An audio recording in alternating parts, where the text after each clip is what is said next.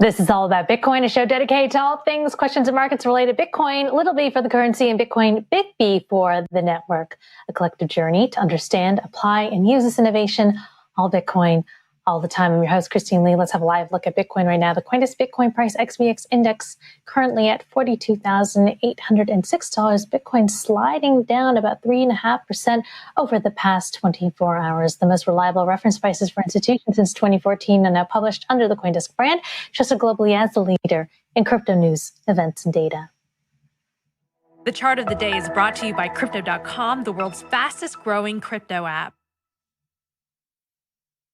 Bitcoin retreating along with the broader crypto markets, trading in a choppy range with resistance at about $45,000 according to this chart by CoinDesk's Shaurya Malwa.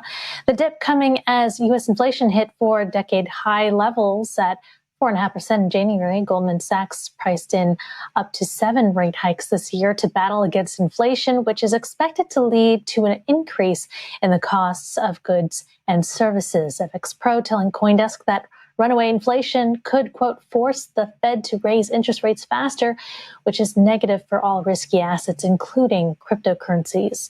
Still, the Fear and Greed Index, which calculates market sentiment, remaining neutral even as crypto markets followed equities lower. Crypto funds such as Singapore's QCB Capital remain bullish on the crypto market for February as market expectations and reactions around Fed hikes subside, identifying the rally in crypto earlier this week despite Nasdaq's decline as a sign of tangible and targeted crypto demand right now. Trading volume in general is higher than a week ago based on data compiled by CoinDesk. Total BTC market cap sitting at about $826 billion US right now. All right, joining me now to discuss BTC price and other Bitcoin news is our weekend review panel. We've got CoinDesk research analyst Teddy Oosterbaan and managing editor of markets, Keoun, both coming at us from Austin, Texas. Austin's the place to be. Hello, folks. Hello. Thanks for having me on. Great having you. Hey, Teddy. All right. Hey, Brett. So, let's take a look at the markets, Brad. A bit of a bounce, early in the week, but retreating again. We've had that 7.5% inflation annual increase reported in January. Also, the Bank of England reporting a $4 billion loss from quantitative easing. So what's behind this move lower, in your opinion? Oh, wait. Now we're seeing a modest bounce. Well, it's still trading pretty flat. Well, you mentioned the inflation report that came out yesterday at 8:30 New York time, and the market's been a little up and down over the course of the past 36, 48 hours, but generally speaking, the inflation going a lot faster was definitely a wake-up call for the Fed and kind of for Wall Street too. That prices are really going up fast. Transitory is kind of a joke now, and all the big economic forecasters are really scrambling to adjust their forecasts. Goldman Sachs now predicting 7 rate hikes this year, Deutsche Bank 9, and some people are even saying there's a chance of an emergency rate hike before their next regularly scheduled March meeting. So, really that kind of thing, it just casts a pall over all of markets. Mm-hmm. It's just taking the punch bowl away sooner than we thought. Mm-hmm. So, pardon me, I said that there was a bit of a bounce. There's a 0.8% bounce in the past hour, but over the past 24 hours, it's still down about 3.7% for Bitcoin. But you would have thought that if there was a, more inflation than expected, that there would be a bounce in Bitcoin because Bitcoin is said to be that hedge against inflation. Well, this is the what I refer to as the topsy-turvy logic of global financial markets, which is, the opposite always happens because of the existence of the Federal Reserve, because they're the 800-pound gorilla. They have the printing press. So people just go from the report straight to what the Fed's going to do. So, when economy is doing great and GDP is doing huge, then people sell because it just means the Fed's going to come in harder. And that's the same thing with the inflation report. Bitcoin's an inflation hedge, but it's also correlated with stocks and sometimes seen as a risk asset. And so, we know there's inflation. It's really a question of what the Fed's going to do. What's also interesting is that there are a lot of news headlines that are tailwinds for Bitcoin. We've got KPMG Canada saying that they're adding Bitcoin to the balance sheet. BlackRock plans to introduce crypto trading. South Korea's sovereign wealth fund, $200 billion worth. They're planning to invest in the metaverse and AI, which is, not Bitcoin, but crypto adjacent. Teddy, you wrote about this. Tell us, what were some of your findings? Yeah, so back in 2020, we saw MicroStrategy kind of be one of the first movers to actually put Bitcoin on the balance sheet. And I think initially everyone thought that was just all these other corporations would pile on. And then we saw Tesla do it as well. And it really seemed like it was a trend that was going to get going. But then at some point, it kind of slowed down. That narrative died out. And then this past week seems like it's either happening slowly or the trend might be reemerging again. Mm-hmm. I also saw MicroStrategy and Tesla, they booked some impairment charges this week. Mm-hmm. That's kind of a funny just accounting metric where, let's say if they buy Bitcoin at 40,000, it dips down to 20,000, but then goes straight back to their buying price, they still have to impair basically half of whatever their cost was. So then even if it necessarily goes above their purchase price, they're up 100% at some point. They still have that impairment charge and they can't ever book profit until they sell it. So on a financial statement, it would look great if they sold it up 100%. But if they think it might double or triple from there, it would be a bad decision financially, even though it looks great in the accounting metrics. So did they have a net profit at the end of the year? No, I think this canceled out their profit for this year. Okay. But yeah. But my piece, went into how they have been traditionally a profitable company, and they're operating, their operating profit is usually there. They have a business that is in line with what they want it to be. And this has just been kind of a way to hedge against inflation that has cut away at their cash that they've been holding on their balance sheet as well. So is Bitcoin good for the corporate balance sheet or not so? I think that depends on who you ask. I think a lot of people have very differing opinions. And when MicroStrategy first made the decision to actually put this Bitcoin on their balance sheet, they went to the investors and said, hey, we have a whole bunch of cash. We're sitting on it.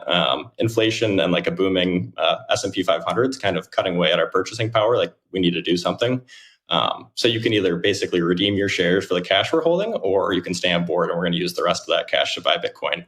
And that is our inflation hedge. So I think it's interesting. You could look at it whereas another way, maybe they should be paying dividends. But if the company isn't going to be able to survive high inflation and quantitative easing, they had to do something. And I think it's unique. They were one of the first ones to do it. Can't really say if it was a good or a bad thing for maybe another 5 or 10 years. All right, let's look at some countries that have been talking about Bitcoin. North Korea is stealing crypto to help fund its missile development program. We learned that according to the United Nations. They had a report out. Between 2020 and mid-2021, cyber attackers apparently stole more than $50 million worth of cryptocurrencies from at least 3 exchanges in North America, Europe, and Asia. And the estimate, nevertheless, is significantly lower than the $400 million identified by blockchain analytics firm Chainalysis in a report they had out in January. And it's also less than the $300 million found in last year's UN report. And other news, Russia, do we have more clarity on their positioning around crypto, Brad? Well, the main story there was that, the central bank of Russia was calling for a ban on crypto, and the government came out and said, no, we're not going to ban crypto. We're going to regulate it. I'm not an expert on the details, but that was definitely cited by a lot of analysts as a positive factor in the market. Or really, it was more like an absence of a negative.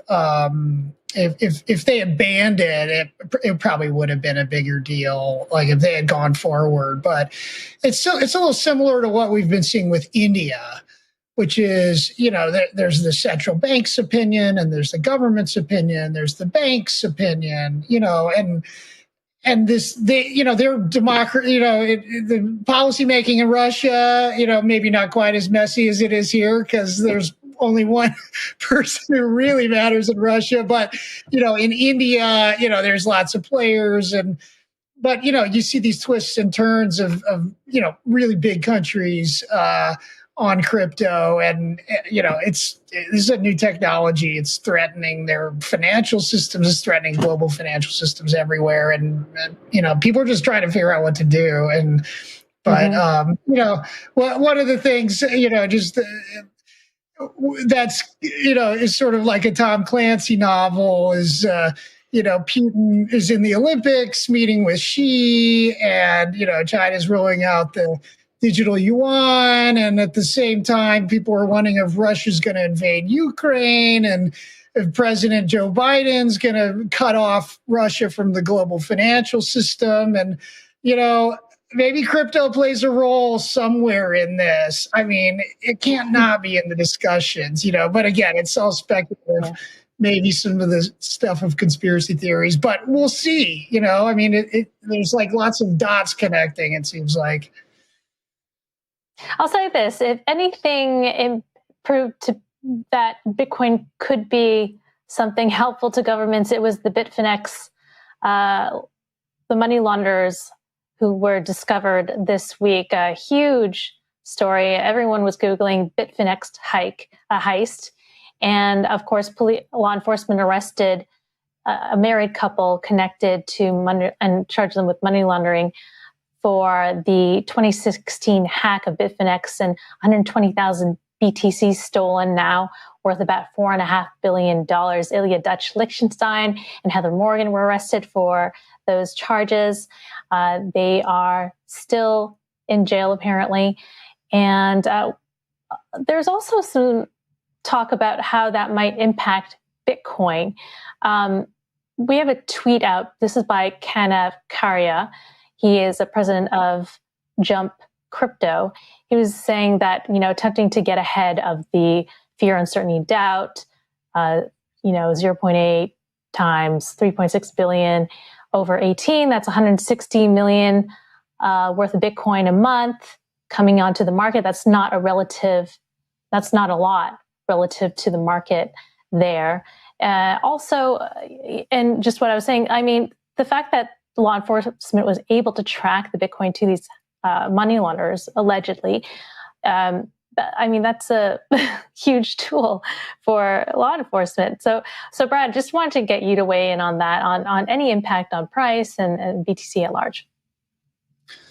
Well, just as I was just looking at the overall market cap of Bitcoin, currently around $800 billion, which is obviously lower than it's been at, last November when we were at 69,000. Now we're, 40 and change. So about 2/3 of that, but, so it's 3.6 billion is not an insignificant sum. But this is all speculative. Like, is Bitfinex going to get the money back? What would they do with the Bitcoin when they got it?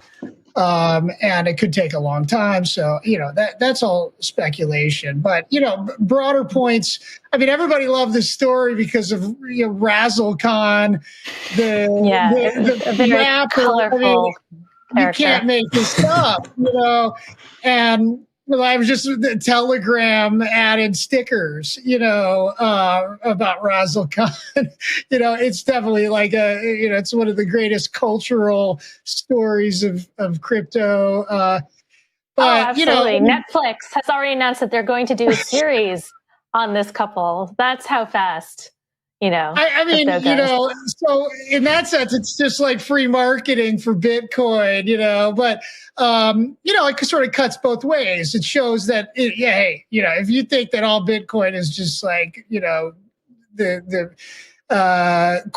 secretive money transfer corridors, no, the feds have figured out pretty good how to, use their power of coercion with warrants but also with blockchain analysis to track this stuff down. And but that sort of challenges the Bitcoin narrative. But maybe it's also might give some people more. There's a lot of people who don't think that money should be totally unmonitored, and so maybe that would give some kind of, not, Bitcoin maxis for sure, but maybe some people that would maybe give them more comfort that Bitcoin could be a real, payments network. Mm-hmm. Well, looking ahead to next week, we are certainly going to be monitoring the developments of this Bitfinex heist and what comes of these alleged money launderers. New documents revealed in court just on Thursday detailed the prosecutor's concerns that the Bitfinex hack laundering suspects would flee, and saying that the couple established financial accounts in Russia and the Ukraine and appear to have been setting up a contingency plan for a life in Ukraine and or Russia prior to the COVID-19 pandemic. So while the New York magistrate judge initially ordered release on bond following the arrest on Tuesday, a federal judge actually struck that order down Tuesday, staying their release from custody. In January, what was also interesting is that agents had actually, been investigating them and had to wrest a phone from the hands of Heather Morgan Razalkan, as you mentioned, after she attempted to lock it while pretending to get the couple's cat from under the bed. So, just a lot of details coming out, and it's just a real train wreck to watch. But I'm looking forward to the Netflix series nonetheless. Also, we're looking forward to Super Bowl or Crypto Bowl coming up on Sunday. We're going to see a lot of crypto companies. They've been raising money, and you're going to see it spent over the weekend this Sunday in the form of those promotional ads. This is, FTX, Crypto.com. Teddy, what are you going to be watching out for? I don't know. I'm hoping they're pretty lighthearted and funny. I'm excited about the Super Bowl. Seeing Matt Stafford there, I've been a Lions fan my whole life, so it's tough, but I'm excited for that. And then as far as crypto commercials go, I know they've taken quite a bit of heat just because some of them almost feel like they're trying to induce FOMO and get people to buy specific assets or get people to just buy crypto, which I've always been slightly iffy about. And then if it's from an exchange, I can understand that. But I've even seen Avalanche ran you're never too late to be early or something like that in the New York City subways. And I was just a little bit kind of uncomfortable with maybe just encouraging people to buy an asset that is very speculative. It's moving quite a bit. And sure, maybe it's a great investment down the road, but I don't know if it's necessarily it should be coming from. All right, folks, watch those ads with a healthy glass of skepticism. Brad, we got to wrap up. But allowed to use the word cringy, Teddy. Sorry, what did you say? I said you're allowed to use the word cringy. Yeah, that's exactly what it is. Brad, we got to wrap, but I want 30 seconds. Your market's outlook for the next week. Support and resistance. What's your thoughts? Well, we talked about last week, suddenly things looking a lot more bullish. And yeah, we actually have ticked up a little bit net over the week, but this week it's probably a little more neutral. People looking at resistance around 46K. I think we're around 44 now, and maybe on the downside around 40. So maybe a tighter range people are seeing now. All right. Thank you so much, Teddy. Thank you so much, Brad. That was our CoinDesk Week in Review panel with CoinDesk research analyst Teddy Oosterbaan and managing editor of Markets, Brad Keoun, both in Austin. That's it for All About Bitcoin. I'm your host, Christine Lee, and we'll do it all over again on Monday at 3 o'clock. Also join me Monday morning at 9 a.m. in New York for First Mover, your first day look at the day's global crypto news headlines. You're watching CoinDesk TV.